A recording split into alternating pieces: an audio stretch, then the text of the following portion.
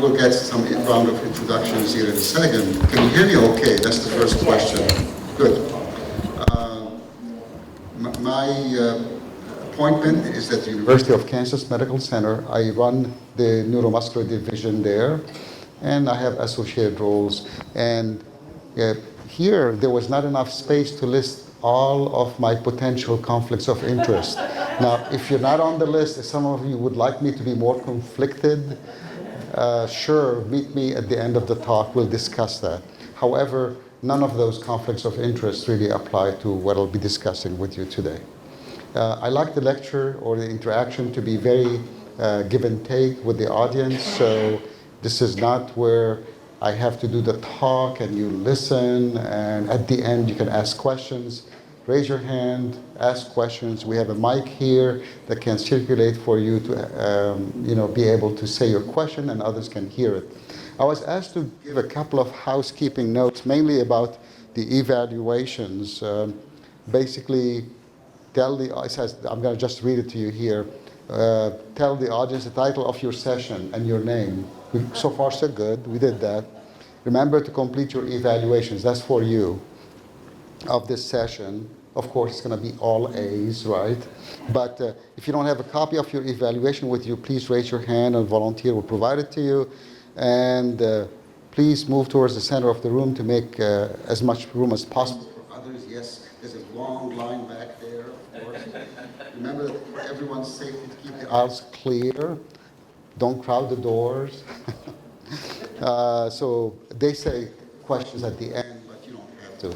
Okay.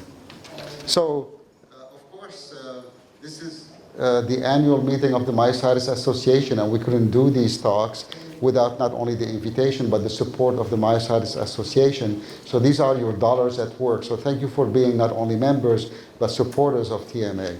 And this is that slide. So our goals today are several things.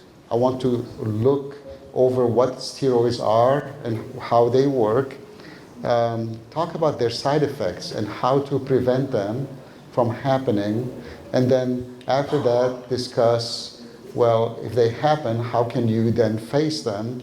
And you know, the theme of this conference is who you are matters. So when it comes to steroid treatment, does it make any difference if you're a man or a woman, if you're white or black? That's what we're going to get into towards the end. And there's some limited data, but I'll share that with you. Now, it was interesting. Every time I prepare a talk, it challenges my boundaries of knowledge. And for this talk, I pulled several articles from which I learned quite a bit about these gender differences and ethnic differences in response to steroids, but also side effects to steroids. So we'll go through what's the limited data that's available. So this is kind of technical. It's meant to be for the pharmacist in the audience, for the physicians in the audience, but I'll try to dilute it in a way where even the layperson can relate to it. There are generally two classes of steroids. One of them is called mineralocorticoid, and that's the steroid that really causes you to keep sodium in your bloodstream. And sodium is important for what? For your blood pressure, right? If you don't have enough sodium, we have special effects going on. I didn't know that, you know. Just make sure not blink in synchrony when it kind of goes out. You'll be fine. You won't notice it. But is it possible to turn you up just a little bit? The microphone up a little bit. Okay. Does this work? Good. It's better. All right. Thank you. If it's too loud at some point, let me know. Okay. I'm not a yeller, but you never know. Okay. So there are two classes. One of them that maintains your blood pressure, and that's called mineralocorticoid because it's mineral. So right, sodium is a mineral. Whereas the other class is called glucocorticoids because they influence glucose more than anything else. But it turns out that in those two subtypes of steroids, the one that seems to have most of an impact on suppressing immunity relates to the glucocorticoid effect, the effect that's linked to glycogen and glucose. Okay? Now, it gets a little bit more complicated because corticosteroids that are glucocorticoids come in several different names and forms, oral, intravenous, and different names. Could be prednisone. Now, in Europe, they use prednisolone, and I'll tell you a little bit here in a moment the difference between prednisone and prednisolone. But prednisolone is the active part. When you take prednisone by mouth, it gets converted to prednisolone, and that's how it works. Now, there's something called methylprednisolone, can come as pills or in the vein, and that's something that's used usually in the vein for when myositis has a severe presentation or when there's a flare-up of myositis that's severe. Dexamethasone is another one. There's something called Acthar gel. Have you heard of Acthar gel? This is kind of a very old medication, 50 years old. It's an extract from the pituitary gland that allows people to have this natural hormone called ICTH, and it's approved for gobs of indications by the FDA, including myositis is part of them. And then there's something called deflazacort. Deflazacort is a steroid that's used in patients with a muscle disease called Duchenne muscular dystrophy. It's one of the muscular dystrophies, and so that's kind of generally the list of the steroids. Now, why do I tell you all this? Is because, remember I talked earlier about the glucocorticoid effect being the anti-inflammatory effect. That's the one that suppresses your immunity. Well, guess what? There's a difference in each drug, how much potency there is in the glucocorticoid effect as opposed to, what can we do about these special effects? I don't know. Mineralocorticoid effect. It keeps on trying to do something. I don't know. Anyways,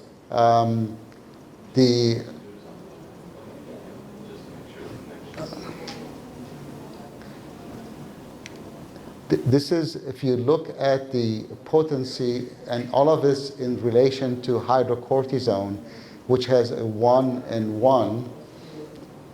If tech support comes in, we'll appreciate their help. So this is kind of irritating, as you can tell. But anyways, we'll work with it. Prednisone and prednisolone are 4 times stronger than hydrocortisone, and they have very weak mineralocorticoid effect, whereas hydrocortisone has quite a bit of mineralocorticoid effect. So that gives you an idea about the differences from one drug to the other as to how much they have this effect as opposed to that effect. But the other point that this slide brings in is that some are very short acting. You have to take them more than once a day. Some that are intermediate acting, you have to take them, and so they last a little bit longer. And some are very long acting. Remember I mentioned that name, dexamethasone? Guess what? It's quite long acting, the dexamethasone, whereas prednisone is kind of intermediate. Methylprednisolone is also intermediate, but methylprednisolone is about 20% stronger or 25% stronger than prednisone itself. Anyway, so that gives you an idea about how we as physicians, when we're seeing you, trying to determine the dose of an oral medication, IV medication, or otherwise. Can you please define intermediate acting? What does that mean? Right, so glucocorticoids have effects that last for days and weeks, but shorter acting would be closer to hours and days. Days and weeks, intermediate acting, even longer acting for the dexamethasone. So this is the therapies available for the dermatomyositis, polymyositis, and necrotizing autoimmune myopathy. And some of you may be IBMers. Any IBMers in the audience? Yes. So are you on steroids? Just off. Just off, okay. So this is where we don't know for sure if steroids are helpful in IBM or not. Sometimes they're used. I've used them in some of my patients. Most of my patients, I do not. On the other hand, this is kind of the first line, second line, third line drugs that are available for myositis. This is not an overly inclusive list, but just to give you an idea about where steroids fit in the general scheme of things. Sir? Yes? Do they all give you the similar reactions in the body, like maybe giving you diabetes and stuff like that? I mean, are they all, is there some that are better than others? Yes. There's one that's supposedly better than others, and that's called deflazacort. It's been tested in people not with myositis, but with Duchenne muscular dystrophy. It seems to be gentler on your body, and that's the reason why it's used in the US now as well as in Europe for Duchenne muscle dystrophy. But it wouldn't work for myopathy? It's not been tested for myositis. Okay. There's no reason to believe it would not work, but it's not been tested in a research study in myositis. Okay. I've got PM and MG. So, Yeah. and so they fight against each other, and they gave me a heavy dose of steroids, and it threw me into a myasthenia gravis flare, really bad one. Yeah. And so now I don't know what to do as far as steroids go. Yeah. I'm here to get Well, answers, I guess. it's good to be here. I'll show you some of the things, putting that information that I shared with you aside, which is really not practical in trying to manage an individual patient because it applies to a different disease altogether. However, you'll see some of those strategies later on that we'll talk about how to minimize the side effects of steroids and how to monitor them. We'll get to that. Okay. So, for example, here, fourth line experimental, I can think of 4 or 5 research drugs being currently tested in myositis that I did not name on this slide because I'm not here trying to talk you into doing research, but more so to give you an idea about what the standard therapies are. So, how quick? Let me ask you. Yes. Go one feedback. What is that IV methylprednisone? What is that? Is used by IV? Intravenous is IV. That's what that means. It's in the vein. That's how it is given? Yes, Is it's it in the common? vein. Is it common or not common? Common or not common? In which way is it common? That means, is it? Let me give you the microphone for people to hear you in the back. Oh, sorry. That's okay. Is it prescribed a lot? That's what I mean. Okay. Is methylprednisolone prescribed a lot? And the answer is, as I mentioned earlier, maybe I said it too quickly or my voice was too soft, but what I mentioned is for severe cases of myositis, that's what we do for starters, yes. So this is how quick the different medications work, you know, the time frame. So if you notice, the prednisone type medications work the quickest along with IVIG. I think IVIG 1 to 14 days is a bit on the quick side for myositis. It may be up to a month or 2 or 3, but clearly prednisone, if you want to turn around someone with myositis, your best and quickest ally is prednisone and prednisone type medications. How do they work? Anybody wants to know how they work? This is a bit too techy, but they have a complex way of action, and they control, steroids control the rate of protein synthesis.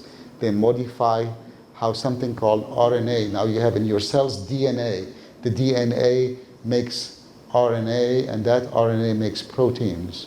And so that's how you have different metabolic activities going on in the cells. And steroids have a profound effect on metabolism altogether.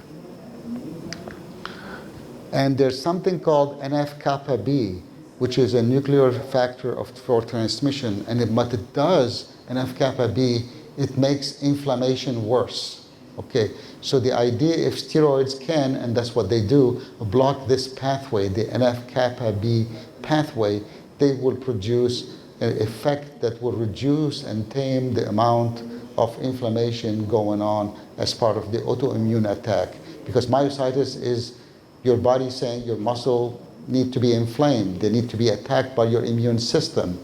That's not normal, right? That's called an autoimmune disease.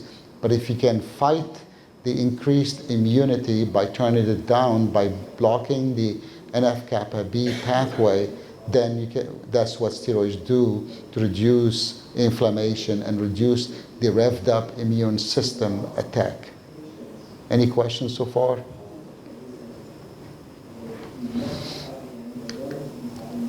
So this is how NF-kappa B works, and it works through different pathways. Steroids will enable you to have the blockage of recruitment of white cells to areas of inflamed muscle.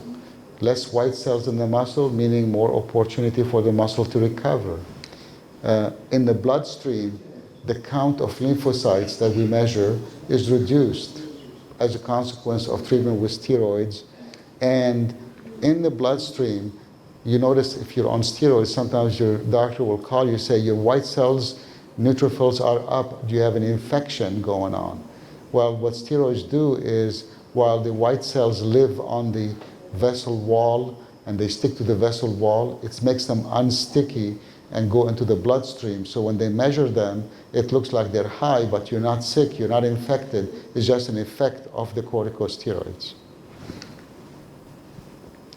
And the lymphocytes effects has to do with decreasing the steroids effects on lymphocytes is to decrease something called interleukin-2. It's one of the cytokines.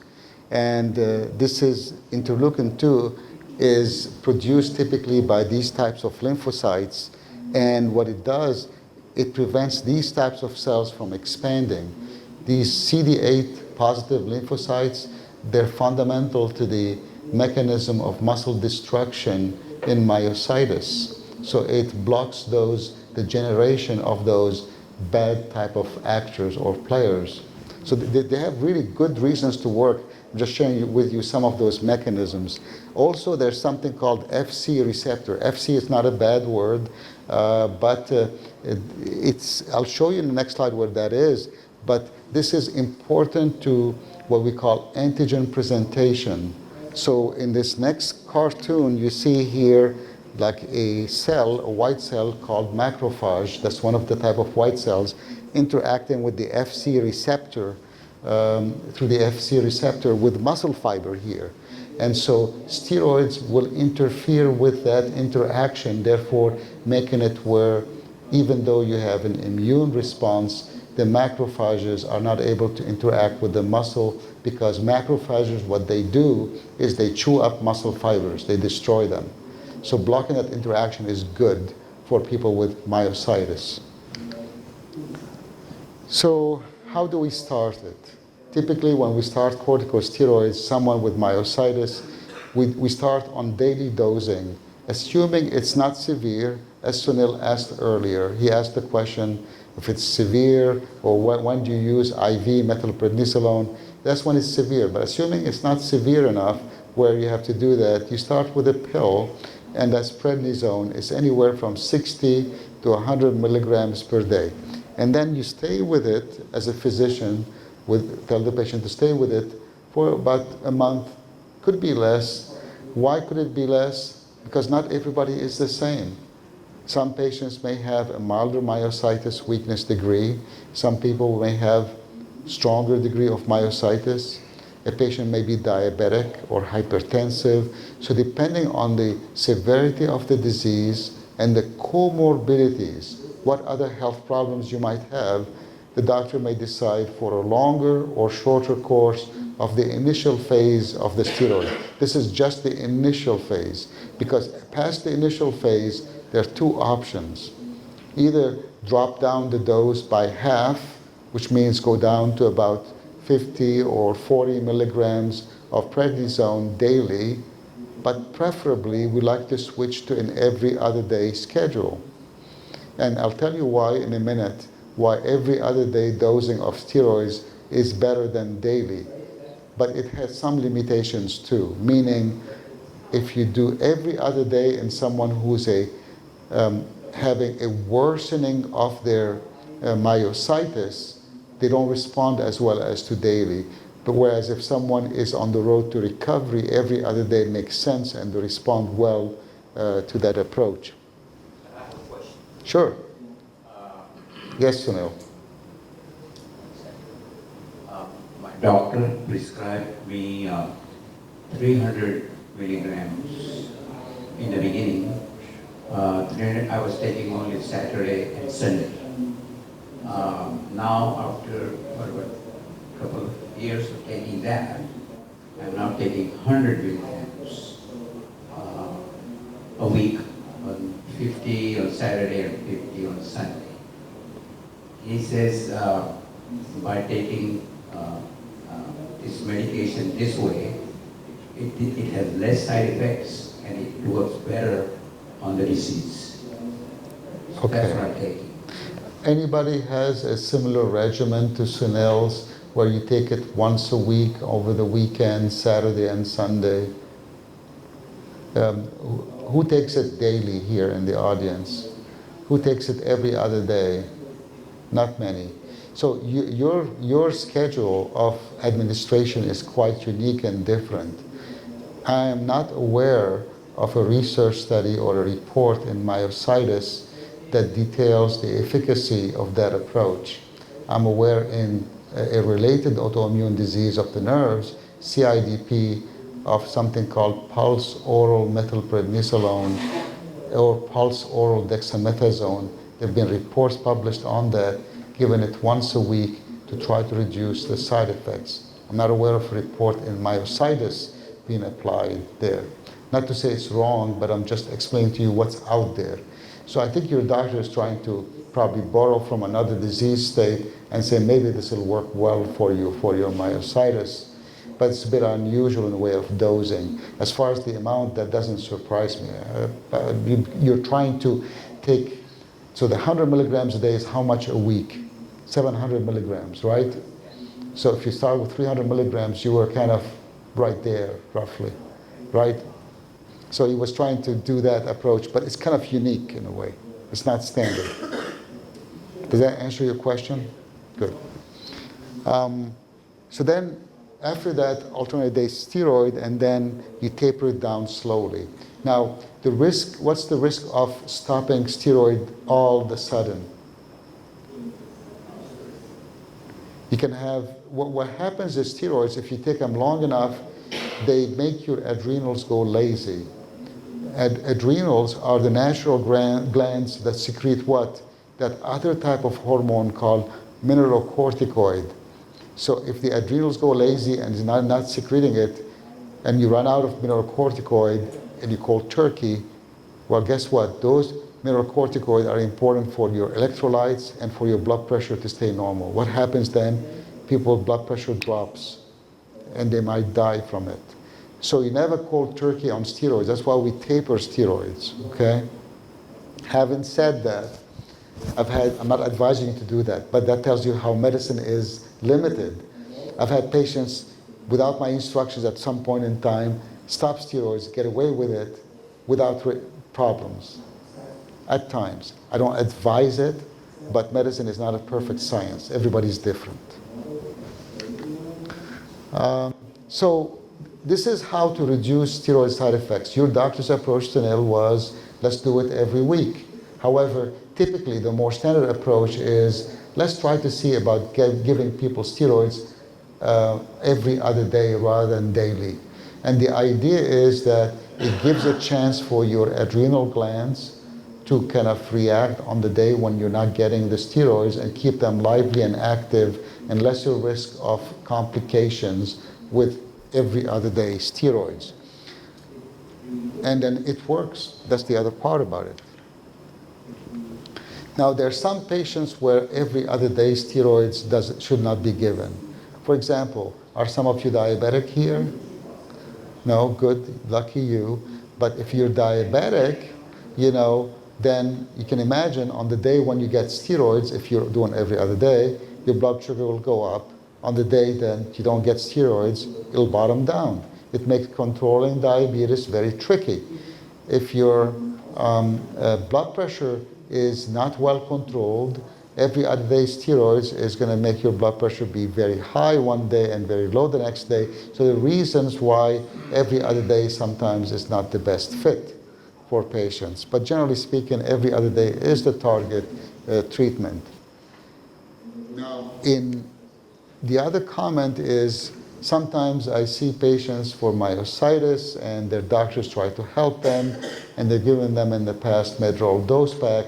Those short 5-day treatment courses really don't work for myositis because it takes a long time to see the muscle response and the improvement, long time in terms of 2-3 months to see that optimal improvement. Every other day, and I touched on that a little bit earlier, when you are getting worse, every other day doesn't work anymore. This is when you go to daily. And then if there is that suppression when your adrenals go lazy, then there's a risk of the Addisonian crisis, which means your blood pressure would bottom down if there is such a thing. And this is more tapering instructions, but I think its main target audience is physicians. But for your purpose, sometimes I have patients telling me, steroids are bad, I want to get off steroids.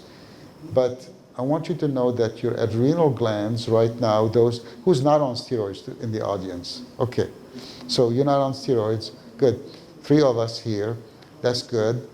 So normally, how much does our adrenal gland secrete in the way of prednisone equivalent amount? Somewhere between 5 and 10 milligrams every day.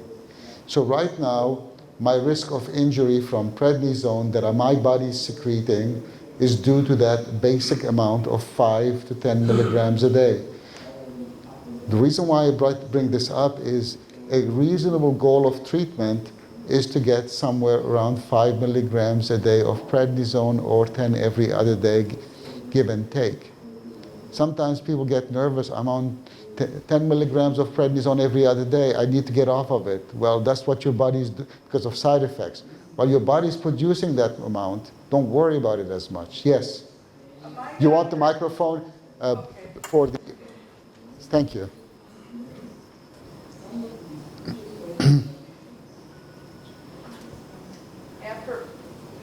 There's a switch button. After I went on to this high dose of prednisone for the doctors thinking I had my polymyositis, well, I was down to about 10 milligrams at that point when I saw the doctor at U of M. And he started tapering me off 1 milligram a month. So I went down very slowly. It took the 10 months to get down. I'm on 1 milligram right now. But I started feeling worse towards the end.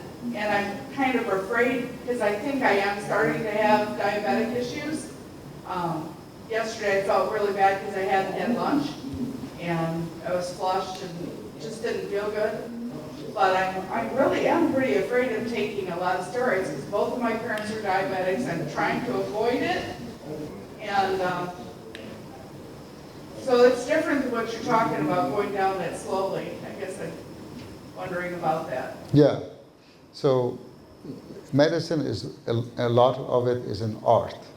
And part of the art is to tailor it to the patient's demands and needs. Everybody is different, and kind of that's the theme of the conference, but it's true that you have to look at an individual based on what they can. First, I mean, steroids have a lot of side effects, we're going to go into that, but some people are more sensitive to those side effects. Some people have background health issues that make them more at risk with them. So all of that modifies how you're going to approach it, how you're going to do it. I make it sound like this is a prescription to follow strictly. Please take it with a grain of salt that it needs to be adjusted, tweaked based on your own body health outside the myositis, but also within the myositis itself. Does that make sense? Yes. Okay. Another question. Yeah, I was diagnosed after testing last summer, I think around the 1st of November, put on 60 milligrams of prednisone, put on Cellcept at the same time, or days later, and so, and my wife started giving me this anti-inflammatory diet, healthy diet. So the diet changed, moderate carefully monitored, exercise started. So all these things started at once. And then about 3 months later, I realized, well, actually along the way, in those first 3 months, I noticed that my urine was like very dark. And it turns out through blood work that I had developed hemolytic anemia, along with all these other autoimmune diseases I have. But around, the end of January, all of a sudden I started feeling better. I was noticing it, because I was feeling so lousy. Now here I am, 9 months later, 8 months later, whatever, and I've been off the prednisone for probably 2 months, as a result of the taper. I'm still taking, actually the CellCept went from 1,000 milligrams a day up to 2,000 a day. Diet and exercise continued for the most part the same. And I am not feeling as well, myositis-wise. And I'm just wondering, and one of the reasons I want to come here is it sounds like that prednisone probably may very well have been the thing that had me feeling better. Because you say it takes a certain amount of time to take effect, which was in the time frame when I started to feel better. Now I'm off it, and I'm not, feeling as well. Good. I'm just wondering your take, one of the things, I'm going to see my rheumatologist next week. Excellent. Go back from here. And one of my questions for her is going to be, would there be, and I don't want to go back on prednisone, but I don't want to be on half the drugs I'm on. I'm just wondering if there may be some positive effect to having a low dose of prednisone put back, into the regimen. Yeah. So, this is kind of a tricky question, and I try not to, I try to make this useful to all the audience, as well as not to practice medicine in a state I'm not licensed. So let me give you, and hopefully all of those answers I'm giving you are generic answers that would be benefiting all the audience.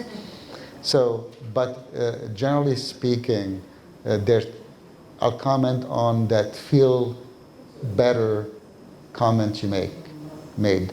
So the prednisone and corticosteroids, when you take them, immediately you will feel better. They are feel-good medication. They give you something called euphoria. That is different from my muscle strength is better.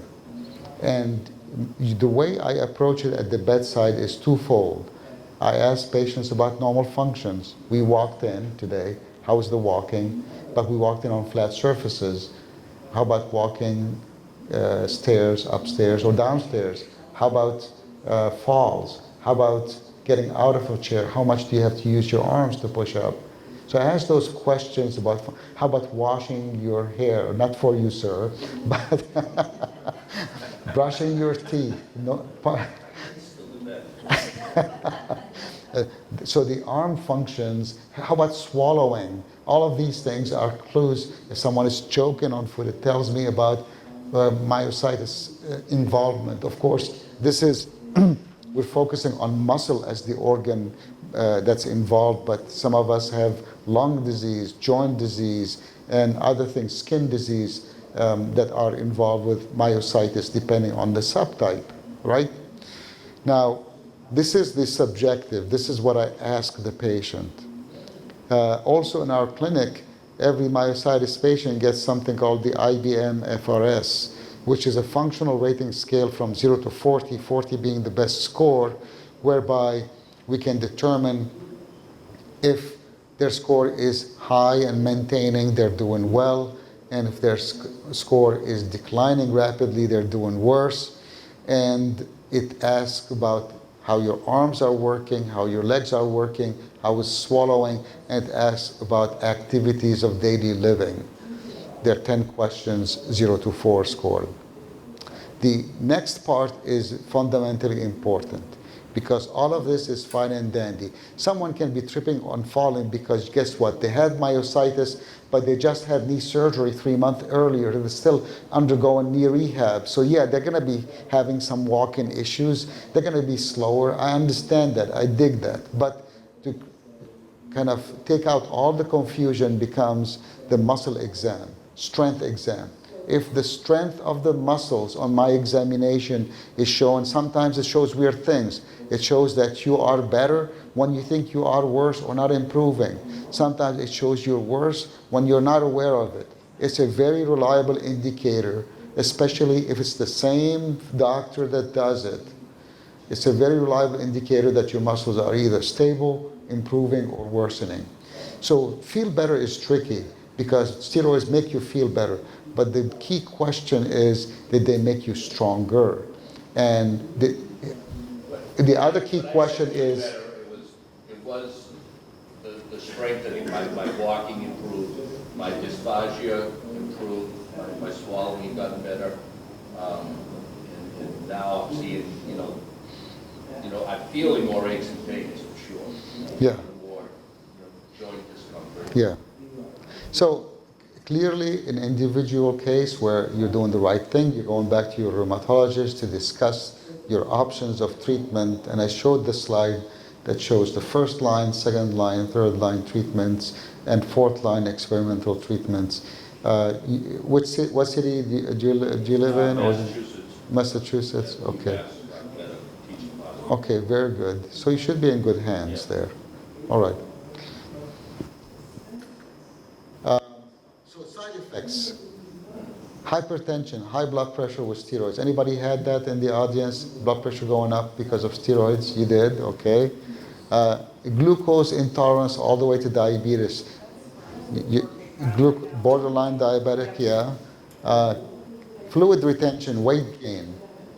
Yes, it does that. The ladies raised their hand, not the men. We'll come back to that.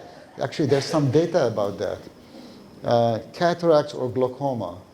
Yep. Risk of infection. How many of you have had infections while you were on steroids?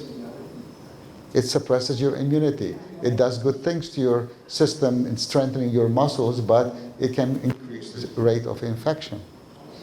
Bone thinning. How many of you have had bone thinning as a result of steroids? Yes. And then these vary worse with daily administration compared to every other day. That's why we prefer every other day treatment of corticosteroids. So poor sleep with steroids. Anybody experienced that? Yeah. Now I'm not talking about all my life I had poor sleep and I'm still have it. Something new that happened, right? Peachy personality, kind of being a little testy. Someone asks you, where are the keys? It's like, why are you asking me? It should be you that knows where the keys are. And you cannot let go of the argument. So that can do that to you. Can be all the way to anxiety or depression or easy bruising of the skin. Anybody? Yes? Okay. If cold turkey, the blood pressure can drop down. That's what's called Addisonian crisis. I don't think I see a younger audience where fetal side effects would be an issue, but there are fetal side effects for younger women that have to be considered with prednisone. So less common side effects, low potassium can happen. That's why we periodically would monitor your blood chemistry test. There's something called aseptic bone necrosis. Sometimes people develop severe hip pain because of a lack of blood flow to the head of the femur, which is the hip bone that locks into your hip socket. It's the leg bone that locks into your hip socket. Steroid myopathy, sometimes people can get weak because of too much steroids. Let's say you stay on 100 milligrams and you stay on it for 4 or 5 months straight up every day. It can weaken muscles also. Stomach ulcers, and that's why you have to pay attention if you have stomach irritation to take antacid medications, Tums, Prilosec and others, Zantac and others. And then, so it's important that before I start any of the steroids, believe it or not, I rattle out all of those side effects. Now, how good does it do me if I rattle out all those side effects and didn't mention in my note that, hey, we discussed those things. And I don't sugarcoat it usually. Any treatment I start, I tell patients, these are the side effects, I rattle them out. And by the way, like Tylenol, this medication can kill you. Tylenol can kill you. We know that. So this is too much steroids causing muscle weakness. We talked about that briefly. I don't think we have to drill down into this, but there are some types of the steroids. Remember that longer acting dexamethasone, that tends to cause more weakness compared to the prednisone, muscle weakness, that is. So it's important to do a prevention program. How many of you, before you started prednisone, had a test for tuberculosis? Okay, some people did, and physicians are kind of mixed. Some people do it, some people don't do it. I think it's a good practice point to have a test for tuberculosis, because if you are carrying it and we're not treated for it, it's important at the same time as the doctor starts the steroid to be treated for that so that it doesn't flare up as your system gets suppressed. Calcium and vitamin D. How many of you are taking calcium and vitamin D with your steroids? It's important to do that because that reduces the risk of bone loss. It's in the next slide. Very good question. Thank you. Yes? I'm off steroids at this point. I have been for a couple of months. I'm still taking what was it, the calcium. Yeah. Can I stop that? You should ask your doctor about that. But generally speaking, if someone is they take the prednisone medication and they're done with it, and the next step for me is I want to know where their bone health is. At some point, I want to check what's called a DEXA scan, an x-ray of the bones. And if they're healthy, then I tell them to stop calcium. If the x-ray shows that there's bone loss as a result of treatment with steroids, I may tell them continue on the calcium. Now, insurances sometimes will tell you how often you can get a DEXA scan, right? Medicare will tell you every 2 years. Some insurances will allow it every 1 year. So you have to work with reality also and cost. It's important to be having a low-carb diet, low-sodium diet, checking the chemistries and blood pressure, DEXA scan, we talked about that. Thank you for the lead-in question. Eye exam around the start time. So none of these delay you starting on prednisone, except I usually delay treatment by 1 or 2 days to get that result for the test for tuberculosis. You have to be worried about infections and so your body right now is suppressed with steroids. It means your ability to fight infection is reduced. So you're not like the regular person that gets a little cold and is going to be just getting over it really easily. Your immune system is suppressed. Therefore, while typically doctors are and patients are accused of overusing antibiotics, this is one case when you're immunosuppressed. You have to be vigilant about reporting the infection to your physician, and if it's not clearing up within a couple of days or improving within a couple of days, I tend to be gun happy about starting antibiotics really quickly, and your GP can do that for you.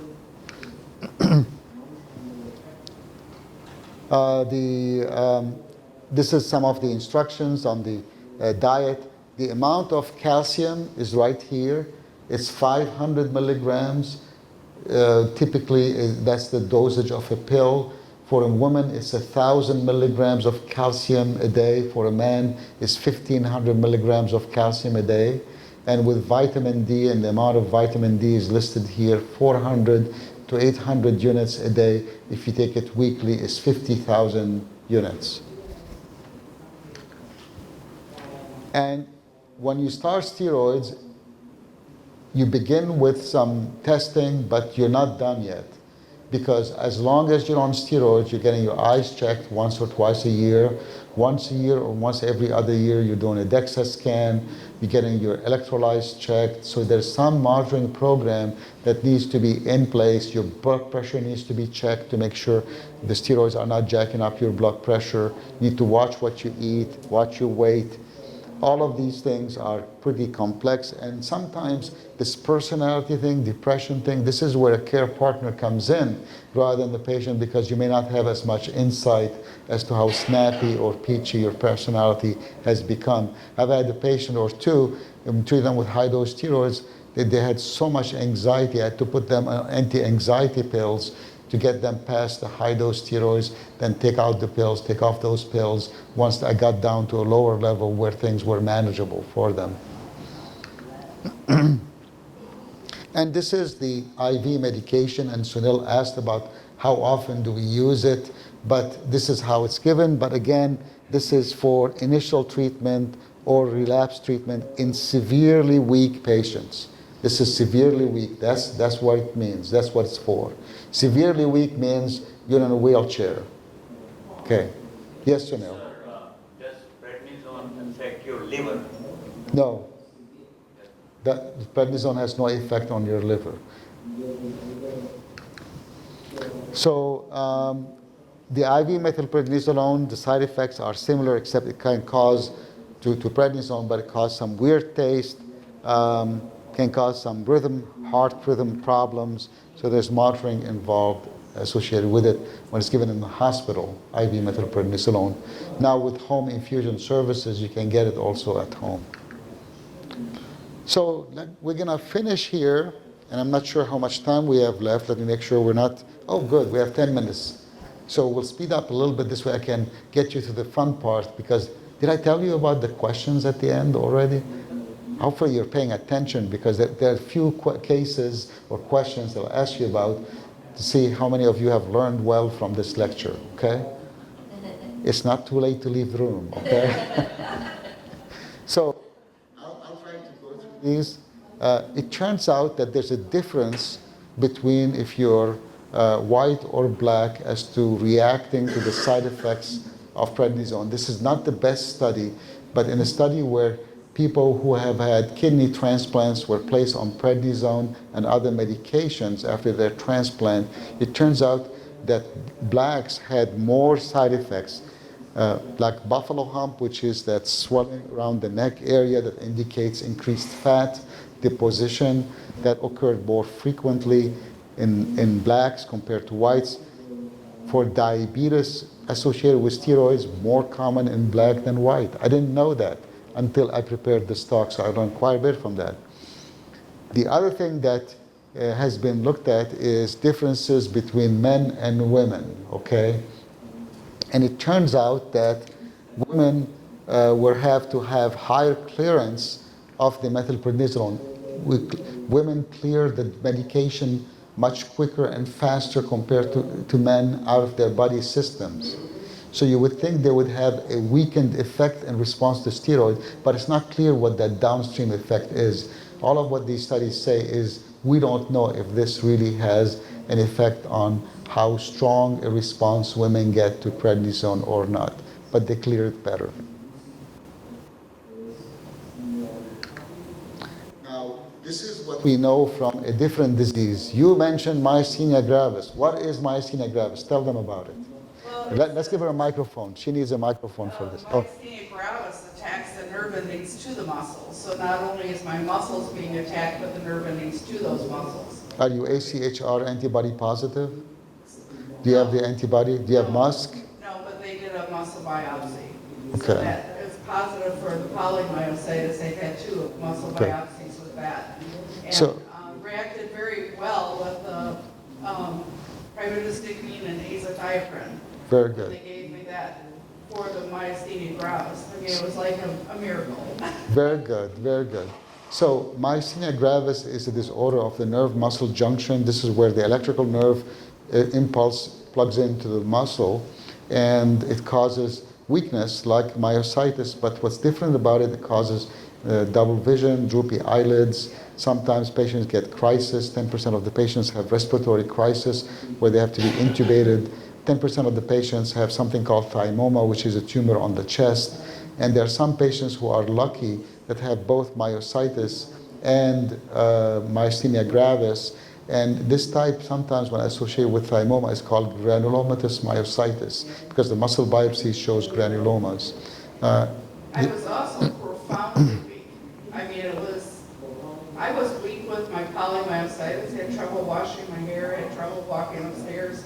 I had all those things with the other one, but I was so profoundly weak, I even called an ambulance once. Yeah. I thought I was going to pass out. I All was right. that weak. All right.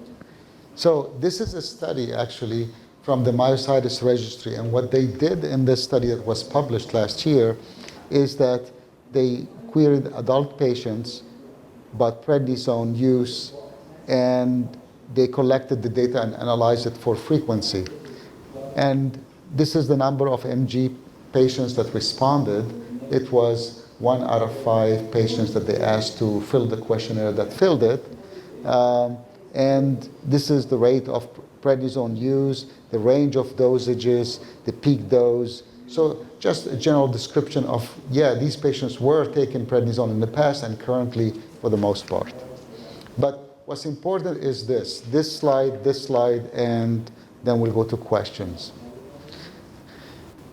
In yellow highlight are things that come out as differences between men and women when it comes to patients with myasthenia gravis who are taking prednisone. You notice that, going back to the first one, more women, 95%, had adverse reactions to prednisone compared to men. Men were still 81%, but that was quite significant a difference. The other way to look at side effects is intolerable. Intolerable meaning, I gotta do something about this. I gotta quit the medication, I gotta cut down the dose, something is wrong. I cannot stick with the dose, even though the doctor thinks I need to stick longer for me to get better, I cannot do that. And men, half of them had it. 75% or more percent of the women had this intolerable side effects. So women have more side effects, and more of those side effects are such that you have to modify the dose because they're not tolerable. So what are they? Is the next question. Bruising, changed appearance, that buffalo hump, the moon face, all that. Depression, fatigue, gum thickening, headaches, increased appetite, hair loss, mood swings, moon face, palpitations, the heart skipping beats or firing irregularly, poor concentration, sleepiness, stomach complaints, weight gain. Nobody likes weight gain, of course. So the conclusion is that, again, more women than men have reactions in taking prednisone when they have myasthenia gravis. We don't know what that is in myositis. I think this should be a study, this would be a study that we should do as part of TMA to investigate the rate of steroid reactions, particular to myositis patients. Would be easy to do. More of the side effects were not bearable with. And the women were, compared to men, less willing, therefore, to accept bumping up the dose of prednisone. So let's test your knowledge. This is the fun part, okay? All right. So the steroid side effects is, or are, diabetes. All of, oh my goodness, you learned quite a bit today. Okay, good. All of the above. It's diabetes, high blood pressure, weight gain, depression. Answer is E, correct. Thank you. Now, true or false? Every other day prednisone has less side effects than daily prednisone. True. True. That's correct. True. Next question. Steroid monitoring program includes eye examination once or twice a year, bone density, DEXA scan annually or every 2 years. All of them. Exactly. All of it. Blood pressure monitoring. Excellent. Answer is E. Who you are matters as far as steroid side effects in general. Is that true? Yes. True. Answer is A, true. And more studies are needed to flesh out gender and racial differences in steroid beneficial effects and their side effects for myositis patients specifically. True or false? True. Yes. This is the time for you to fire questions away. Yes? You didn't mention memory, and you did say something about concentration. You did say something about concentration, but memory specifically, or brain fog as a side effect, is that common? Right. So in that research study, I think you're referring to this slide here. We're going to go back to it. They mentioned poor concentration, but here you were referring to this item, poor concentration, that showed up. And we have to look, they designed that survey themselves. We have to look at the details of the survey, which is not published with the article, as to in their patient instructions when they filled that, what they define poor concentration. Sometimes for expediency, for the report in the journal, less details are available. So I'm not sure how they defined it, but I think poor concentration, poor memory, fog would be all within the spectrum of what one would expect. Yeah. Very good question. Any other question? Sunil, have you run out of questions? Is that possible? You answer all the questions. As far as pain relief, I fortunately don't have much of the pain, but as far as NSAIDs, Tylenol, I've read different things. I'm also on methotrexate. Yeah. So NSAIDs with steroids, one of the things, or Tylenol with steroids for skeletal pain, because while pain is not a big component of myositis, do some of you have pain in your muscles, by the way? Raise your hands. Yes, you do. I think about 30% of the patients with myositis will have some muscle pain. The classic teaching is muscle pain is not part of it, but we know that's not exactly true. So typically I tell patients to avoid non-steroidals. And why do I do that in conjunction with prednisone? And why do I do that? Because the one thing that I worry about, non-steroidals try to punch a hole in your stomach, and so do prednisone. So I don't want those two medications to gang up on you at the same time. So for skeletal pains, I avoid non-steroidals in patients who have myositis and are on prednisone. Does that answer your question? Yeah. So what about for back pain and headaches? For back pain, you should see the doctor for back pain and headaches.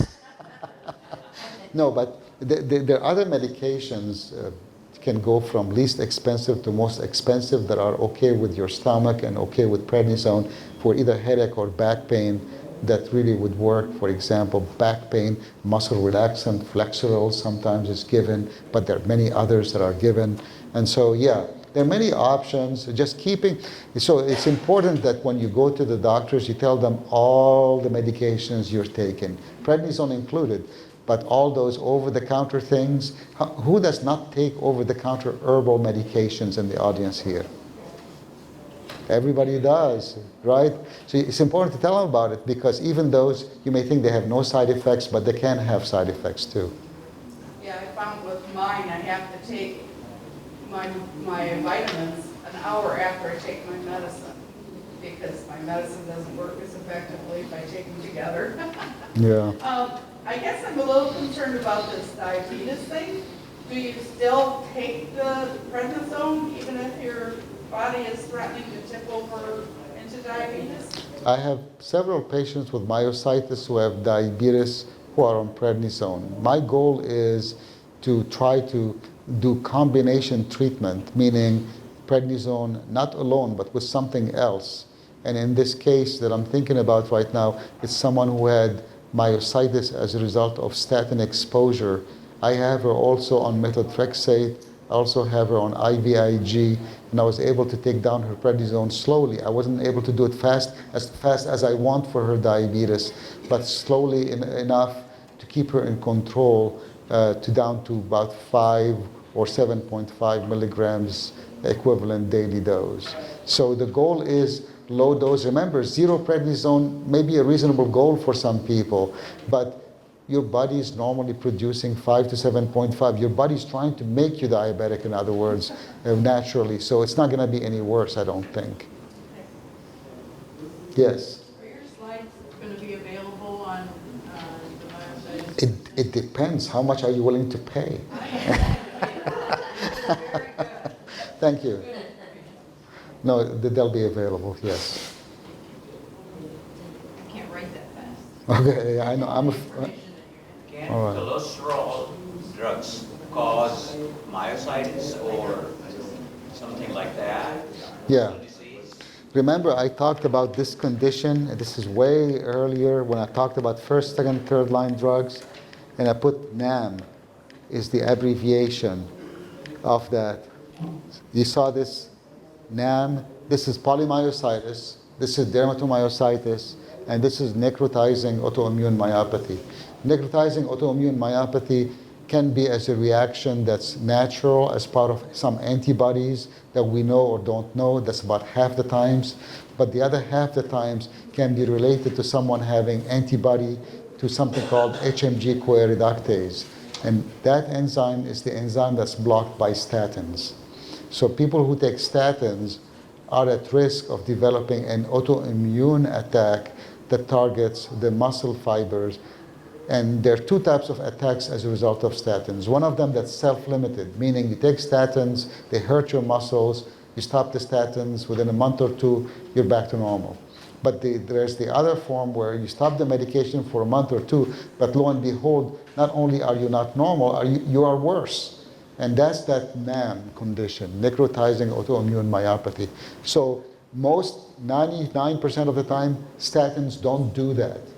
But in less than 1% of the patients that take statins, they get this weird reaction. That's what happened to me, because I was taking statins, and my muscles got weaker and weaker, and there was a pain in some cases. So they checked my CPK, it was way high, and they stopped my statins completely. Yeah, so that can happen. So it's important if you get muscle pain, you're on statins, to get checked for the muscle enzyme and see your doctor, yeah. I think we're running out of questions. I see people getting ready to leave, so I don't want to hold up anybody. So thank you for not only attending, but participating. Thanks.